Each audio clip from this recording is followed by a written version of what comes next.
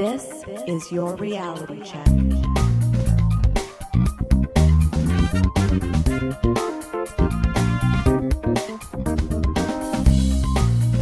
Hi everyone, and welcome to The Reality Check, the weekly Canadian show that explores a wide range of controversies and curiosities using science and critical thinking. This is the show for August 23rd, 2016, and I'm your host, Darren McKee. With me, as usual, are Adam Gardner. What's up, Q-Boys? Cristina Roach. Hello. And producer Pat. Hey, everybody. We have a great show for you today. I'm going to explore whether you need to floss, and Adam is going to look into whether cancer is a modern disease. But first, Cristina, do people read past the headline?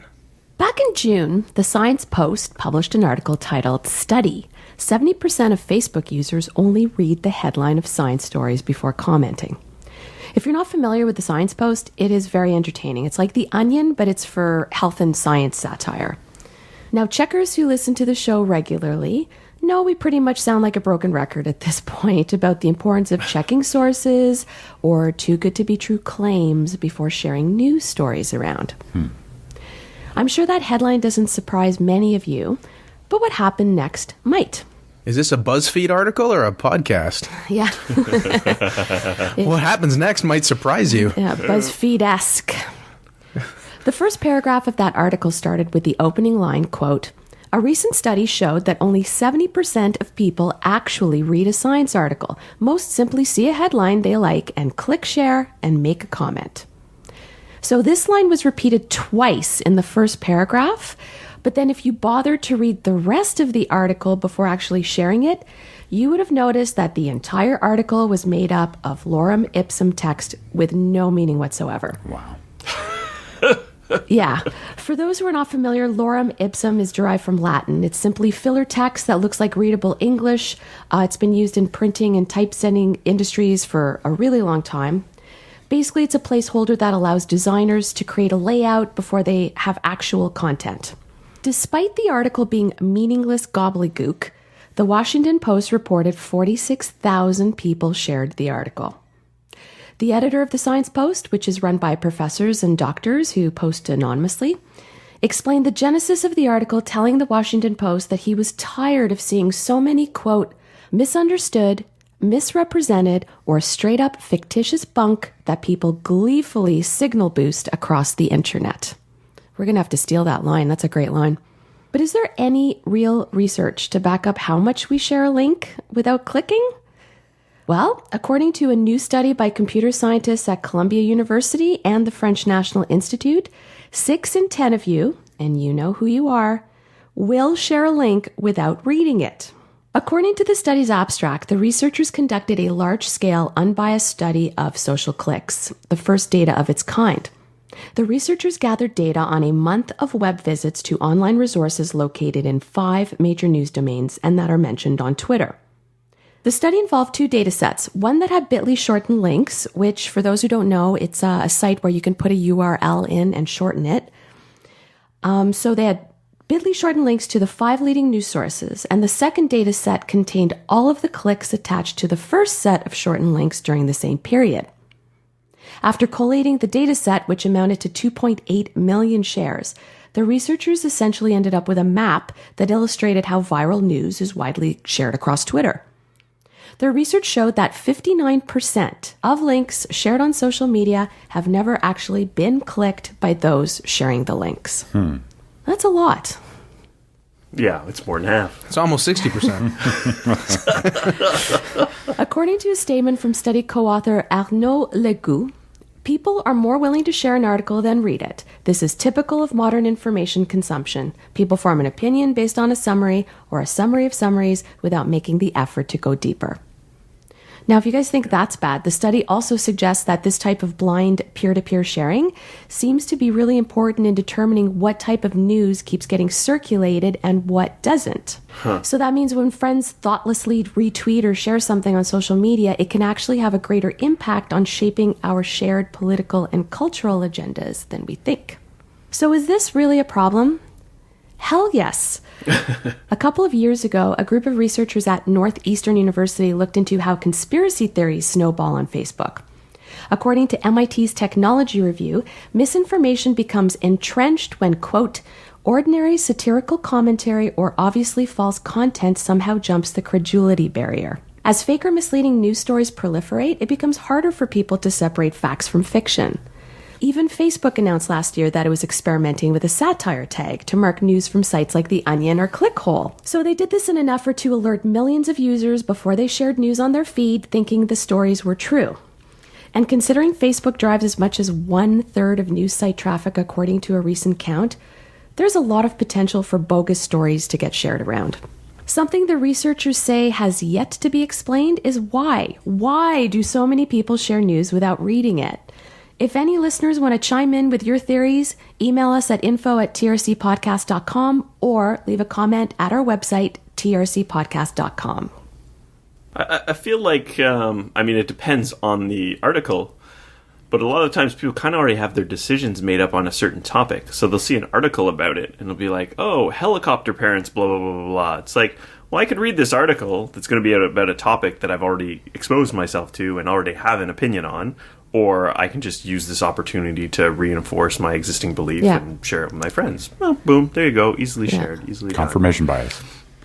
Yeah. In addition to confirmation bias, I'm going to say maybe there's just a bit of signaling going on. Because by sharing information, you signal or indicate that you are someone who knows things, and you signal to your tribe that you are still part of that tribe. So if you all have a certain political belief, sharing the news stories reinforces that you're part of that group, and then people see it. And for other things, if it seems something quirky or interesting, you're that person who then shared that new information with someone, right? So then you have cachet because like, oh, that guy has interesting, funny, or quirky, or thoughtful posts, even though you're not really reading most of them. But then if they aren't either, they're not going to double check it. So there's this weird circular thing going on. But I think a lot of it is just like, oh, look at me, I share interesting content. Yeah, I was reading a lot about, we're not so much a clickbait generation now, but a share bait generation. This reminds me a bit of something I've talked about before, which is fake articles, and you've mentioned it before, the satire posts. And it's not always just that the headline seems like maybe believable and the content isn't, but sometimes like you not only have to read it, but you really have to go read like every single word, and then sometimes it's like the last sentence where there's the little punchline, and if you don't read that, you don't know. And those are sort of the most, I don't know, the trickiest, most insidious examples of these websites that are just trying to get clicks, and it's kind of annoying. Speaking of headlines, as our listeners may be well aware, there has been a lot of public discussion recently about the validity of flossing, so we here at the Reality Check thought we should look at the subject. First, let's get our definitions settled. As Urban Dictionary says, to floss is to flaunt expensive merchandise, such as iced-out rollies, Jaguars on triple golds, and gem-encrusted pintle goggles. I think we can all agree that whether someone should engage in conspicuous displays of expensive goods has differential effects on society and is sourced in diverse motivations. Mostly, though, it would be a personal choice. Well, that was a quick segment. Wait, I'm being told that the recent controversy was in the realm of dentistry, and that consequently it would have been better to consult a typical dictionary instead of the urban one. And that's because there was another definition of flossing I didn't want to have to describe. Headlines in The Guardian and numerous other papers indicated flossing isn't necessary, all because of an AP, Associated Press, story that came out on August 2nd by Jeff Don with the headline, Medical Benefits of Dental Flossing Unproven. Why was this significant? Well, pretty much everyone says you should floss. The American Dental Association says that, quote, flossing is an essential part of taking care of your teeth and gums. I bet your dentist says you should. Yeah. Some of your friends might, and even those of you who don't floss probably think you should be flossing. Yeah, there's a lot of dental floss guilt going around. And shame going on. Shaming, With floss shaming. What is it that Stephen Wright says? He says he's in love with his dental hygienist, so he eats a whole bag of Oreos before he goes to visit her. That's some tough love right there. Awesome. As the AP reported, the federal government has recommended flossing since 1979, first in a Surgeon General's report and later in the Dietary Guidelines for Americans issued every 5 years. The guidelines must be based on scientific evidence under the law. What an excellent requirement. You want to ensure something is scientific? Let the lawsuits and lawyers nothing could possibly go wrong in the litigious society of the United States. Anyway, the Washington Post laid out the logic and the complication of the issue. Quote, flossing recommendations are based on assumptions that it removes plaque from between teeth and gums, and that, since plaque leads to tooth decay and gum disease, flossing should improve or prevent these conditions. but this is largely anecdotal and does not rise to the standard we have for medical treatments in the 21st century. I think it does rise to the standard for medical treatments we have in the 21st century because those standards are very low given what is sold in pharmacies. You can have high standards you consistently fail at. That's true. Thus, the AP asked the federal government, more specifically the Departments of Health and Human Services and Agriculture, for evidence that flossing was effective. And they also filed written requests under the Freedom of Information Act, and I assume this is because large bureaucracies are slow to move and respond, sometimes without a bit of legal pressure. The AP was still waiting for the information when the federal government released its latest dietary guidelines, which no longer had the flossing recommendation. In a letter to the AP, the government acknowledged the effectiveness of flossing had never been researched as required. That's a quote. Startling that a government would ever do anything without evidence. More seriously, though, does that mean flossing really hasn't ever been researched enough? And this is from the AP story. They looked at the most rigorous research conducted over the past decade, focusing on about 25 studies that generally compared the use of a toothbrush with a combination of toothbrushes and floss. The findings? The evidence for flossing is weak, very unreliable, of, quote, very low quality, and carries a, quote, a moderate to large potential for bias, end quote. The majority of available studies failed to demonstrate that flossing is generally effective for plaque removal, said one review conducted last year. And another one in 2015 cites inconsistent and weak evidence for flossing and a lack of efficacy. One study review in 2011 did credit floss with a slight reduction in gum inflammation, which can sometimes develop over time into full-fledged gum disease. However, the reviewers ranked the evidence as very unreliable. A commentary in a dental magazine stated that any benefit might be so minute it might not be noticed by users. Some of the material the AP cited was from the Cochrane Library, which is often seen as the gold standard in medical research reviews. As the Washington Post said, quote, Cochrane finds that even the best flossing studies have flaws ranging from poor controls, gaps in the dental assessment of subjects, or too short study periods. These flaws weaken studies, and the results are, in turn, weak. We are left with little strong evidence of the efficacy of flossing. End quote. To follow up on these ideas and give flossing proponents a chance, the AP spoke with both the American Dental Association and the American Academy of Periodontology, they're specialists in gum disease and implants, to see why they believe flossing was good. The problem was that these organizations typically cited studies with poor methodologies or sample sizes that were too small, or that they only took place over a couple weeks. They even cited several reviews the AP had already looked at and thought that those weren't reliable in terms of support. When pressed, they did acknowledge a lot of the evidence was weak, but said the issue was how people were directed to floss or the fact that they didn't follow through. This is a big thing, apparently, because people floss the wrong way. You shouldn't be going back and forth between the teeth in a sawing motion, but rather up and down the side of the tooth.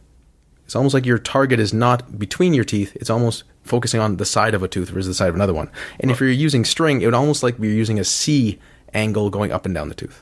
Well, I use those. You can get these little devices now. They're like a violin bow, and you put that in your mouth. Yes. You really can't do a seesaw motion with that. It's too short. It's not made for it. So I really do go just up and down, and I think that's what you probably could go back and forth a bit, but I feel the design facilitates that.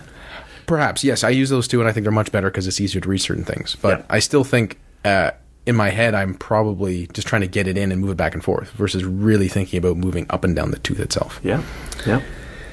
Worse, flossing can even cause some problems in some people related to dislodging bacteria and possibly cutting your gums. Ouch. Yeah, not that frequently though. All this certainly seems to imply that you shouldn't floss.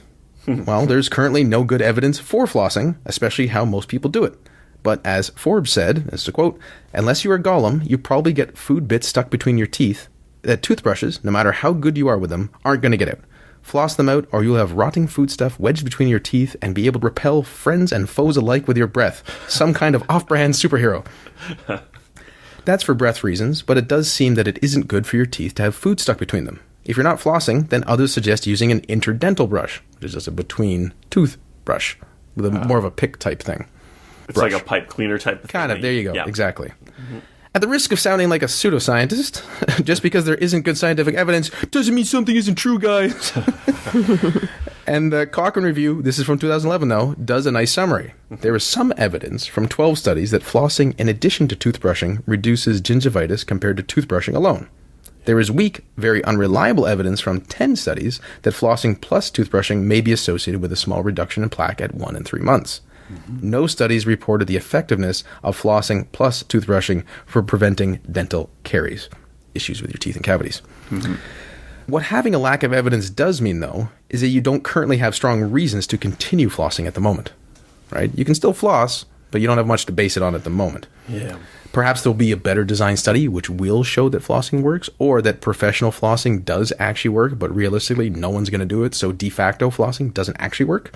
Well, no, I wouldn't say no one's going to do it. Maybe in the past, everyone thought, what's the point of doing a flossing study? It's so well established and everyone just knows it. But now I think the ground is really fertile for a really awesome flossing study that can prove or disprove something, and it will get more attention because of this, because what's already been drawn to this issue, right? Flossing's awesome. There's your headline. So done, Adam. So I would think overall that if flossing made a big difference, the effect would have been larger in the world, and it'd be more likely to show up in these various studies. The fact that it hasn't is also another indication that maybe it doesn't matter that much. But you can still have an open mind. Although if you're flossing, you have a little to go on at the moment. Yeah. What do you guys think? It's funny because recently a friend of mine had mentioned, and he had returned from the dentist, and he said, do you guys get like really random feedback from your dentist? Like, he never flosses, but consistently, and sometimes his dental hygienist would say, like, you've been doing a really good job with your flossing, and sometimes it wasn't. And I thought, oh, okay. But I said to myself, I'm going to go and I'm going to like floss really well between 2 appointments, and I did. And the hygienist said, like, yeah, your teeth look really good. But this is an anecdote. There's so much bias that could potentially be at play here. It's tricky, but I guess it's important to note that in this case, there is a plausible mechanism. So it's not like, say, a homeopathy study. If there's a evidence of a weak benefit, then maybe there is a benefit. It's just not that strong. Yeah, I'm with Adam, and I think that the one article that you mentioned that sort of said, hey, you're going to leave food in your teeth and it's going to rot, is, from my perspective, always been the logical reason to do it. But as you say, you know, it doesn't look like it's all that much of a benefit. And to be honest with you, I try to floss, but I'm not really great at it. So if it turns out that it's not of huge benefit, I won't be super disappointed. What's interesting to me is that a lot of the evidence that the AP story is using came out years ago. Mm-hmm. There's a 2011 review where they're saying it's not that effective. There's other stuff in the past couple of years, and even something I found from 2008, which was a review of other studies which related to gingivitis, and it basically said general recommendations of flossing aren't a good idea. You'd have to go on a person-by-person basis. And that was, 8-10 years ago, some of this stuff, and yet only because AP asked for some information of what the government was basing its recommendations on, now it's a story that you don't need to do this. Right? Mm-hmm.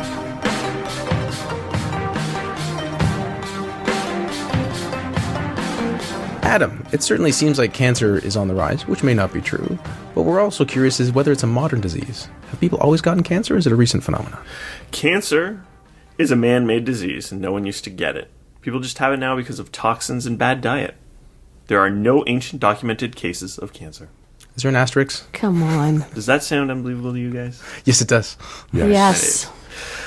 So this idea has been around for a while. It made a lot of headlines in 2010 when researchers at Manchester University studied mummified remains and determined that almost none of them had cancer. They also studied ancient literature and found no references to cancer. When there were references to diseases that could have been interpreted as cancer, they basically brushed them off as likely cases of leprosy or varicose veins. So there's a little bit of bias on their part, perhaps, where they say, there's no evidence of cancer, except for these ones, but it was probably this other thing. Now, they claim that the first cases of distinctive tumors in literature appeared in the past 200 or so years, starting with scrotal cancer in chimney sweeps in 1775 and nasal cancer from snuff users in 1761. Now, snuff is a kind of tobacco that is inhaled nasally.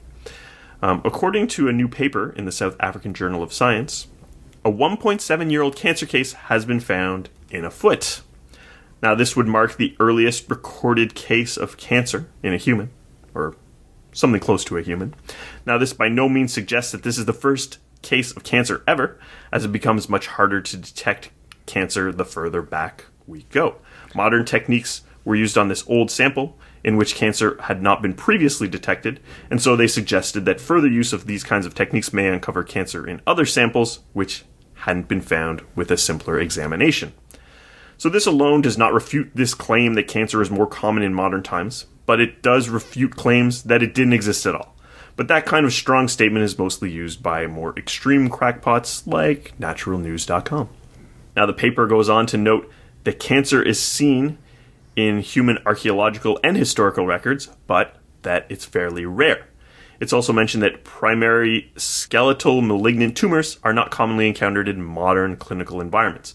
That they are rare, they do occur in archaeological and fossil records. So much to say, because older remains are not well preserved, we're very limited in the kinds of cancers that we could detect in them, and those kinds of cancers are also rare if you're looking for them in a modern skeleton, a modern person. Now, the paper mentions the mummified Egyptian remains study where no cancer was found, stating further that 193 mummies were examined. So that's a lot of mummies to be examining, not to find anything, though it questions the validity of these results given the findings on the foot. They suggest that the mummified remains that were observed were on average likely much younger than the people that live today, which would result in lower cancer rates.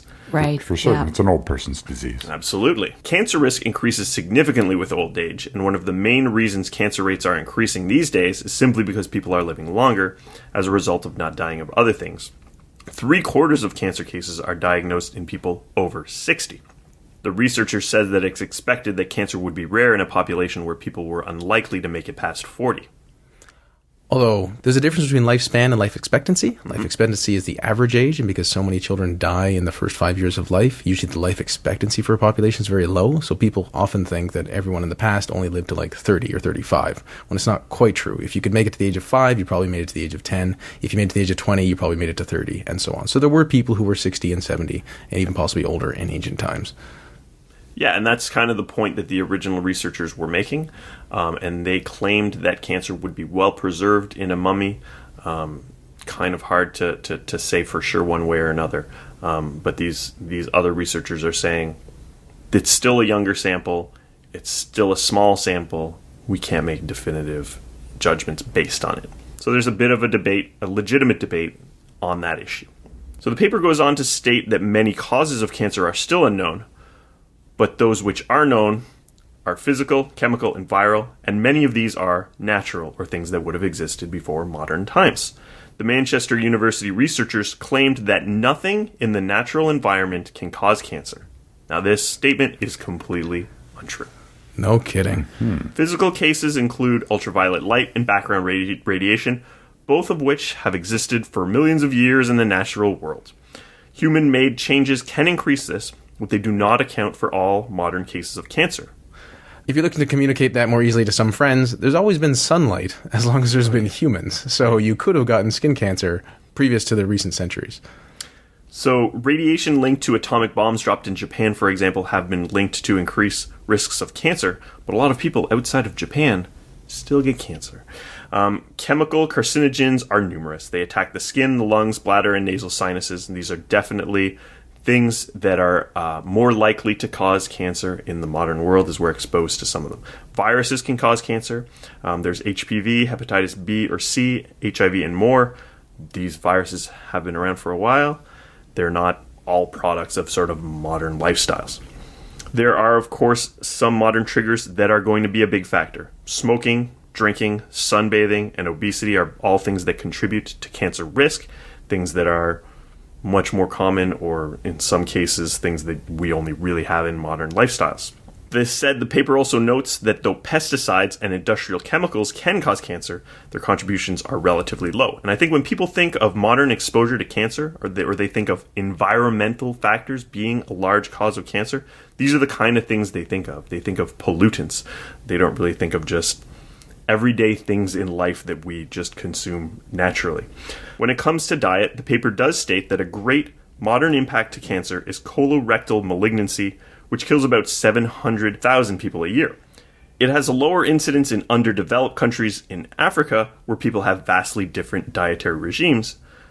Economic growth is associated with a higher prevalence. So naturally occurring chemicals in natural foods can produce cancer through what you eat, but we're potentially going to see them more with more modern diets. Cancer rates have only really been recorded reliably since the 70s, so it's not really viable for us to compare modern rates to those in ancient times. The real problem is we don't have a good record. We're studying remains, we're studying literature, or we're studying Doctors who didn't even know what cancer was, they're going to attribute deaths to all sorts of different things. Doctors without the germ theory of disease. Yeah.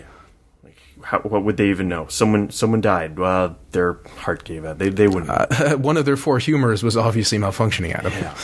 Yeah, let's drain all their blood. There are many causes for cancer, some of which are very much naturally occurring, while others are products of our modern times. The biggest predictor for cancer is age, and it's no surprise that we rarely detect cancer in ancient people who lived shorter lives and whose bodies are not particularly well preserved. Insinuations that cancer is 100% man-made are at best extreme exaggerations and at worst total nonsense. Cancer is terrible, but we should be glad to live long enough not to die of other things. Well said. Nice. Well said. For those interested in a history of cancer written in an engaging manner, I recommend The Emperor of All Maladies by Siddhartha Mukherjee. And thank you for joining us once again. Cristina told us that about 60% of social media shares about news articles aren't even read by the people who are sharing them. Shame on you. Kudos to that other 40%, though. Yeah, good job, guys. It's all our listeners. But those are all the checkers. I covered the evidence for flossing, and it is found wanting. So if you like to floss, keep doing it. If you don't, feel less guilty. And finally, cancer is highly unlikely to be a modern disease, but we don't have enough good data to find out just how far back it went. Until next time, think better to act better. Peace out, Q Woods. Stay classy, not smart-assy. Good night, everyone. For show notes or to discuss this episode, visit our Facebook page and website at trcpodcast.com. For general inquiries or to send a topic or parody suggestion, email info@trcpodcast.com. Help support the show by leaving a review on iTunes and liking us on Facebook. Follow us on Twitter at TRC_podcast.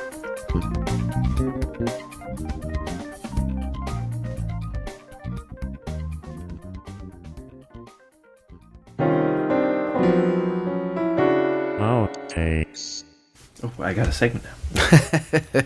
He was enjoying the show so much he forgot that he was on it.